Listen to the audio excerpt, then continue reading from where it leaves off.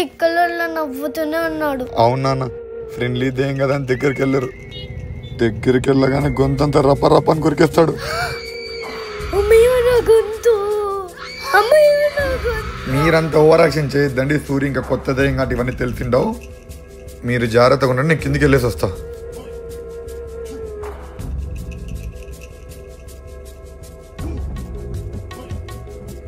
అయ్యగారు నేను దయ్యం కాదని ఒప్పుకోండి, లేకపోతే ఇక్కడి నుంచి దిగాను.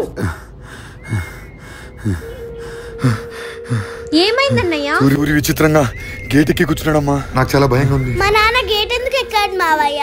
అయ్యో కనుక్కోవడం మర్చిపోయానని. తొందరగా వెళ్ళి కనుక్కరప్పో, పీక్క తింటాడు. అన్నయ్య జోకులు ఆపండి, నాకు ఆకలిగా ఉంది. సూర్య దయ్యం అయ్యాడని తెలియగానే వంట మనిషి రత్తాలు కూడా ఇంటికి రావడం ఆపేసి. అయితే నేను వంట చేయనా? సూర్య చేతుల్లో మా ముగ్గురు ప్రాణాలు పోతాయి అనుకున్నా. లేదు నీ వంటతోనే మా ముగ్గురు ప్రాణాలు పోతాయి.